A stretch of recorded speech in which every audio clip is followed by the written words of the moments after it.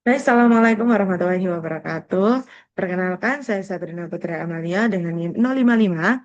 Di sini saya akan mempresentasikan tentang tugas eksplorasi data pada minggu ketujuh. Nah, di sini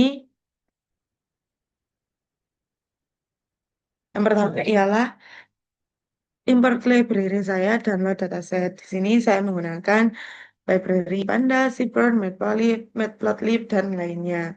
Kemudian, saat meload dataset, saya juga melihat, mengecek apakah ada missing value-nya, dan ternyata tidak ada.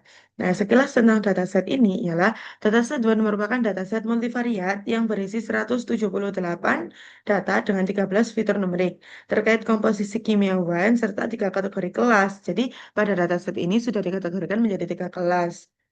Nah, dataset berupa numerik tanpa missing value. Fiturnya berupa alkohol, milk acid, as, alkalinity of S, magnesium, dan yang lainnya.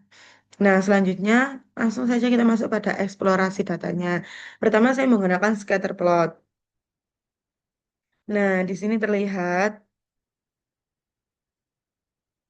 diagramnya seperti ini dan persebaran titik-titiknya.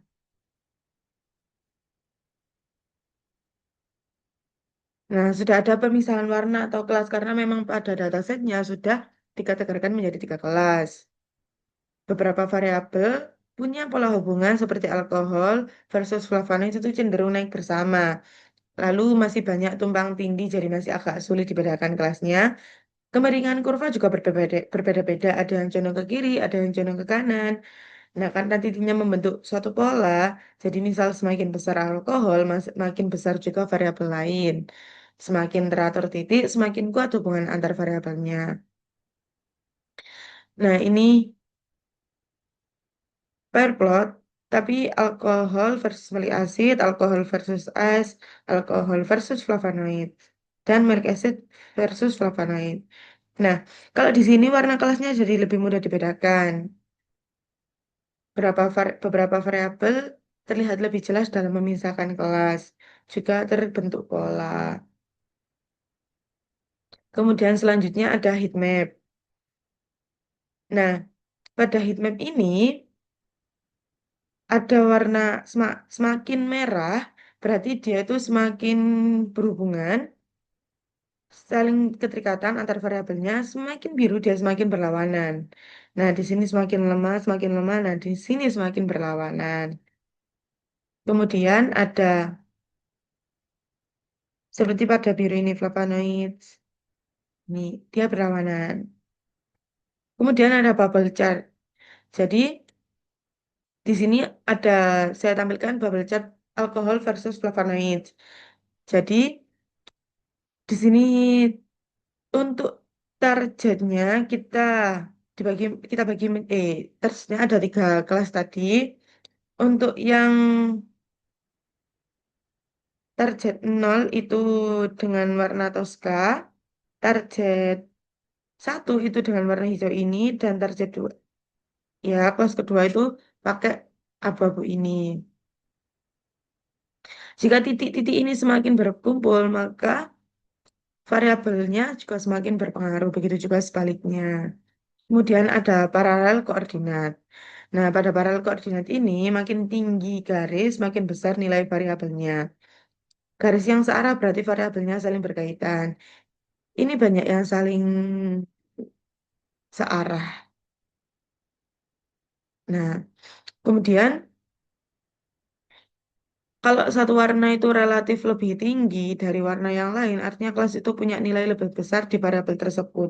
Nah, seperti warna abu-abu ini, dia itu cenderung lebih tinggi, tapi pada di akhir titik dia itu lebih lebih tinggi warna toska ini. Tapi abu-abu ini relatif lebih tinggi, apalagi jika dibandingkan dengan yang warna hijau ini. Kemudian terdapat box plot. Nah, kalau pada box plot ini garis tengah atau medianya ini tuh lebih ke atas, berarti nilai tengahnya itu makin besar. Seperti pada punyanya target 1 ini. Dia nilai tengahnya itu ada lebih ke atas daripada target 2 ataupun target 0 ini. Kemudian ada KDE plot. Nah, pada KDE plot ini Kurva lebih ke kanan itu berarti variabelnya lebih besar, seperti pada target nol. Nah, ini lebih ke kanan, dan yang lebih tinggi itu nilainya lebih banyak pada target satu ini. Nah, apabila semakin tumpang tindih, berarti datanya makin mirip antar kelasnya. Kemudian terdapat violin plot.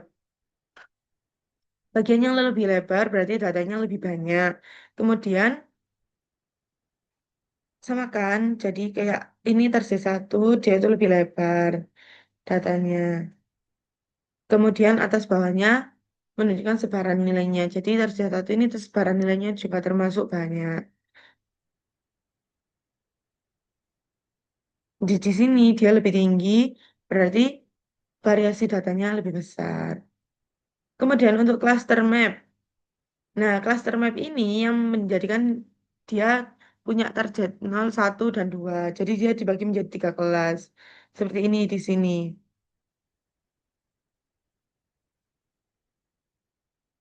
Jadi malic acid, alkalinity of ash, dan non-flavonoid phenol itu jadi satu target, satu kelas.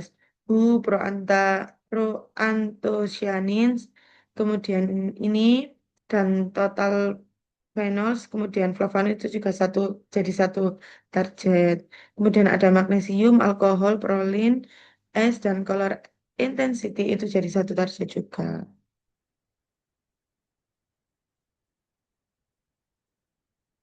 Nah, kalau percabangan ini tuh dekat ya berarti variabelnya mirip. Ada 3 klaster, fenol dan kualitas wine itu warna merah pekat.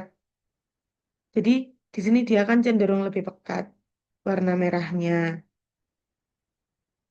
Kemudian ada berdasarkan karakter warna dan intensitas.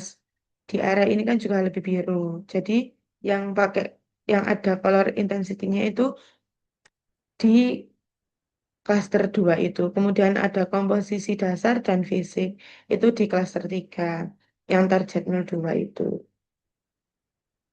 Kemudian di sini ada 3D scatter plot. Nah, ini bentuk 3D-nya. Jadi dia terlihat mana yang semakin tinggi, mana yang semakin menyebar.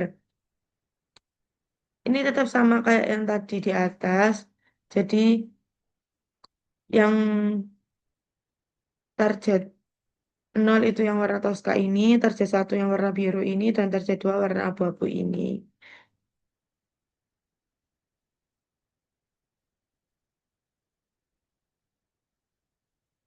Kemudian yang terakhir ini. Jadi, semakin besar nilai korelasi, maka semakin besar variabelnya juga. Makin makin besar kemungkinan masuk ke skala dan ke kelas tertentu.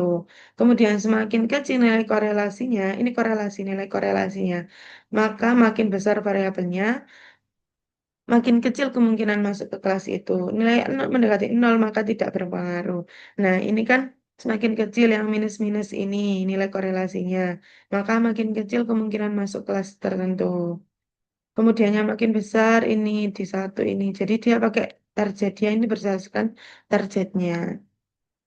Seperti itu. Baik, itu yang bisa saya sampaikan. Terima kasih. Mohon maaf apabila ada salah kata dan perbuatan.